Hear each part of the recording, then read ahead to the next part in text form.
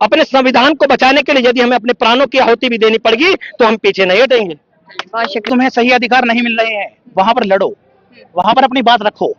देश के अंदर मोदी जी की सरकार आई है, तो इस देश में चुनाव के नाम पर जो धांधली हो रही है, जो लोकतंत्र पर खतरा हो रहा है, जो लोकतंत्र पर करारी चोट पहुंचाने का ये गवर्नमेंट कर रही है। सम्मानित मीडिया के माध्यम से मैं तो कहना चाहता हूं, आज जो राहुल गांधी जी ने मुद्दा उठाया है वह बिल्कुल।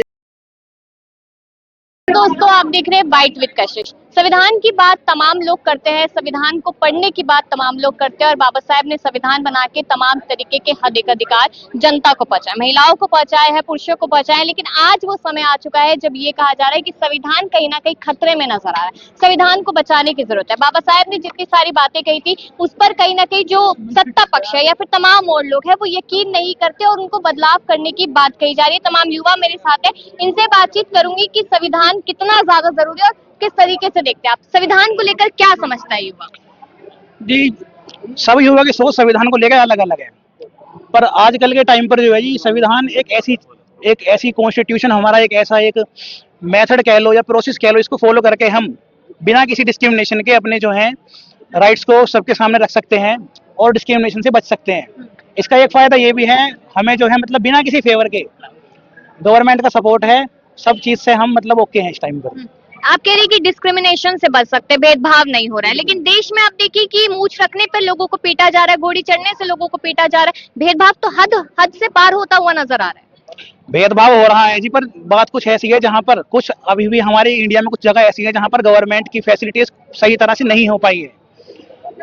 हमारा एनसीआर जो एरिया है यहाँ पर है, बट अगर हम राजस्थान की तरफ जाए वहां पर कुछ ऐसे अभी तक इलाके हैं जहां पर जो है फैसिलिटीज अच्छी नहीं है और इंफ्रास्ट्रक्चर भी बहुत लो है वहां पर।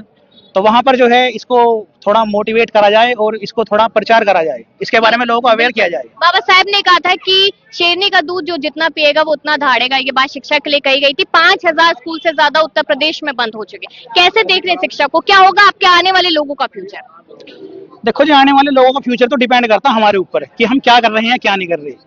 बाबा साहब ने हमें बात बताया था कि भाई पढ़ो और शिक्षित रहो, संगठित रहो, संघर्ष करो। उनका संघर्ष करने का मोटिव ये नहीं है कि आप हर जगह लड़ रहे हो, जातिवाद को लेकर हर जगह कह रहे हो कि भाई हम एससी हैं, हम ओबीसी हैं, हम जनरल हैं। उनका कहने का मतलब ये है जहां तुम्हें सही अधिकार नहीं मिल रहे हैं वहां पर लड़ो, वहां पर अपनी बात रखो। देश के अंदर मोदी जी की सरकार आई है, तो इस देश में चुनाव के नाम पर जो धांधली हो रही है, जो लोकतंत्र पर खतरा हो रहा है, जो लोकतंत्र पर करारी चोट पहुंचाने का ये गवर्नमेंट कर रही है। सम्मानित मीडिया के माध्यम से मैं तो कहना चाहता हूं, आज जो राहुल गांधी जी ने मुद्दा उठाया है वह बिल्कुल। बात, क्या नाम है आपका? अर्जुन कुमार एडवोकेट। संविधान की किताब है, पढ़ी है कभी? बिल्कुल।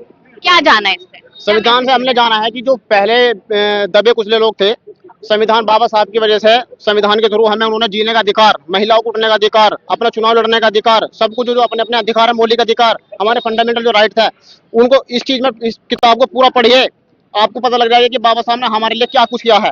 हमारे समाज के लिए खासकर SC OBC जो अधिकतर है उन लोगों के लिए जो दबे कुचले लोग थे उनको सम्मान दिलाया है, महिलाओं को सम्मान दिलाया है, पढ़ने का अधिकार दिलाया है, स्कूल खुलवाए हैं, उसमें सब कुछ लिखा हुआ है।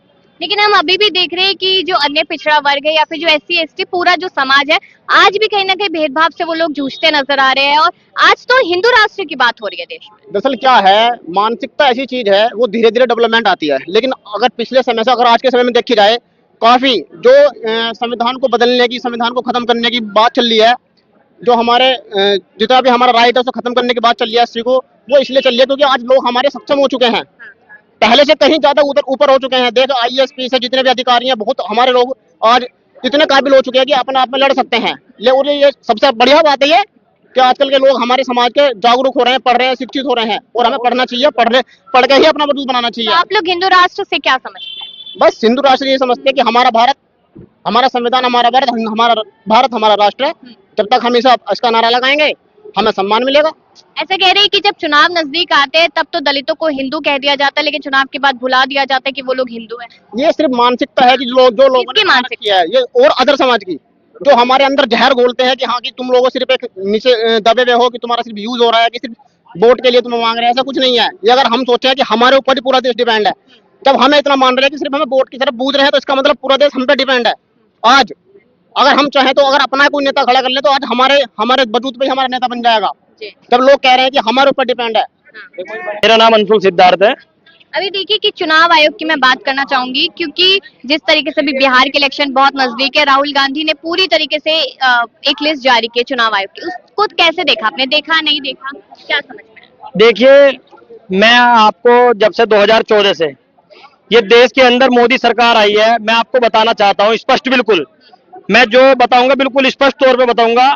2014 से आप देखिए, जब से इस देश के अंदर मोदी जी की सरकार आई है, तो इस देश में चुनाव के नाम पर जो धांधली हो रही है, जो लोकतंत्र पर खतरा हो रहा है, जो लोकतंत्र पर करारी चोट पहुंचाने का ये गवर्नमेंट कर रही है। सम्मानित मीडिया के माध्यम से मैं तो कहना चाहता हूं, आज जो राहुल गांधी जी ने मुद्दा उठाया है, वह बिल्कुल एक मतलब सही मायने में बिल्कुल सही मुद्दा है। और चुनाव आयोग को जो इससे आरोपों से बचना नहीं चाहिए, बेबाक तरीके से राहुल गांधी जी के बयान पर खरा उतरना चाहिए। जो राहुल गांधी जी ने संसद में आवाज उठाई या मीडिया के माध्यम से जो उन्होंने आज चुनाव के आरोप लगाए हैं, उसको चुनाव आयोग को जमकर सामना करना चाहिए और जनता के बीच में चुनाव आयोग को निष्पक्ष साबित करना चाहिए। मेरे बिहार चुनाव में तो जो दलित है, एससी ओबीसी एसटी है, उनके ही वोट काटे जा रहे हैं कहीं ना कहीं। तो आप लोग कह रहे हैं कि हम लोग सब बराबर है, और मैं सुन रही थी तमाम लोग यहाँ पर जो वक्ता थे वो बयान देते, वो कहते कि समाज इकट्ठा नहीं है हमारा। देखिए, कुछ चंद मानसिकताओं के लोगों ने, चूंकि आजादी के बाद से और आजादी से पहले की यदि मैं बात करूं, 1950 से पहले का मैं आपको स्टेटमेंट दूं, जितने भी बहुजन महापुरुष हुए, मैं आपको लेके चलूं 5000 साल पहले, जब तथागत बुद्ध इस तथागत बुद्ध ने जन्म लिया, तो तथागत बुद्ध की विचारधारा, उसके बाद में जितने भी बहुजन महापुरुष आए, मैं आपको बताऊं, संत रविदास, संत कबीरदास, महात्मा ज्योतिबा फूले, पेरियार साहब, गाडगे महाराज, सबने विचारधारा की लड़ाई लड़ी। और सबने जो लड़ाई लड़ी, 85 बनाम 15 की लड़ाई लड़ी। 85 बनाम 15 क्या है? सम्मानित मीडिया के माध्यम से मैं बताना चाहता हूँ, इस जो बहुजन समाज है वो आज देश में 85% की आबादी रखता है, और जहां 15% है वो अगले समाज की कही जाती है। हम देखते आ रहे हैं कि इन 15% लोगों ने बहुजन समाज की जो 85% लोग हैं, इन्होंने इनका हक मानने का काम किया है। और आज भी, चाहे वो बिहार हो, चाहे कोलकाता हो, चाहे यूपी हो, चाहे गुजरात हो, चाहे आंध्र प्रदेश हो, चाहे तेलंगाना हो, कहीं भी क्यों ना हो, इन 15% लोगों ने बहुजन समाज पर अपना हक अधिकार जमाने के लिए उनकी चाहे वोटों में धांधली करने का काम क्या हो, चाहे उनके आरक्षण पर कुठाराघात करने का काम क्या हो, चाहे उनको आर्थिक तौर पर नुकसान पहुंचाने का काम क्या हो, चाहे सामाजिक तौर पर उनको पिछड़ने का काम क्या हो, ऐसे तमाम 15% लोग हमेशा 85% लोगों पर करारा प्रहार करने का काम करते हैं। लेकिन आप देखिए ना, वो 15% लोग एक साथ है, 85% शायद एक साथ नहीं है, तभी नुकसान हो रहा है। देखिए, जो आज 85% एक नहीं है, वो भी इन लोगों की मानसिकताओं के कारण, क्योंकि ये 15% जो मैं आपको बार बार बता रहा हूँ, 15% के जो लोग हैं, ये बहुत चालाक किस्म के लोग हैं। ये मान के चलिए कि ये इतने चालाक किस्म के लोग हैं कि इन्होंने, आप देखिए, इन्होंने इन 85% में ही तमाम जातियों में बहुजन समाज को 6666 जातियों में बांट दिया है। मैं आपके माध्यम से बताऊं कि 6666 जाति में बहुजन समाज को बांट दिया गया है, और हमारे लोगों को ही आपस में लड़ाने का काम किया जा रहा है। जब भी हमारा समाज ऐसे कार्यक्रमों के माध्यम, माननीय मुकेश सिद्धार्थ जी के द्वारा कार्यक्रम हो रहा है, ऐसे कार्यक्रमों के माध्यम से जब भी हमारा समाज अर्थात ओबीसी, एससी, एसटी, माइनॉरिटी समाज जब भी एक मंच पर आने के लिए कसम खाता है, प्रतिज्ञा लेता है, प्रण लेता है, तो वे चंद मानसिकता के मनवादी लोग, वे 15% लोग समाज को तोड़ने के लिए न जाने किस प्रकार की भ्रांतियां फैलाने का काम करते हैं, और बहुजन समाज में एकजुटता का संदेश हमेशा होने नहीं देते, और यही साजिश उनकी हमेशा से कारगर आपको होती है। लगता है कि संविधान को बचाने की जरूरत है? संविधान खतरे में आज संविधान, हम सभी को पता है, संविधान आज खतरे में है। संविधान खतरे में क्यों है?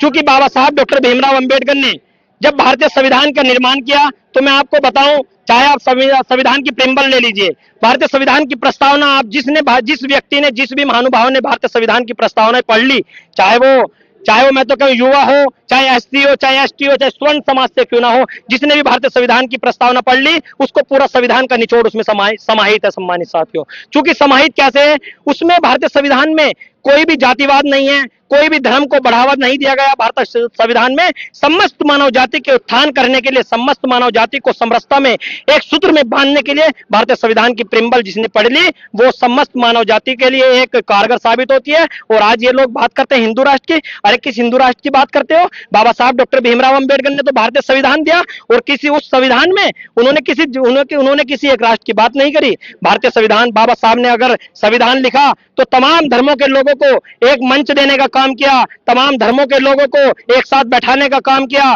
तमाम जातियों के लोगों को एक सूत्र में बांधने का काम किया। और वो सूत्र में बांधने का जो आज हमारे सामने खाका या कारगर तैयार होता है, जो खाका तैयार किया, उसको भारतीय संविधान कहा जाता है, जिसकी हम सभी लोग, हम बहुजन लोग बहुत ही आदरपूर्वक सम्मान करते हैं। और अपने संविधान को बचाने के लिए मैं तो कहना चाहता हूं, अपने संविधान को बचाने के लिए यदि हमें अपने प्राणों की आहुति भी देनी पड़ेगी तो हम पीछे नहीं हटेंगे। बहुत शुक्रिया।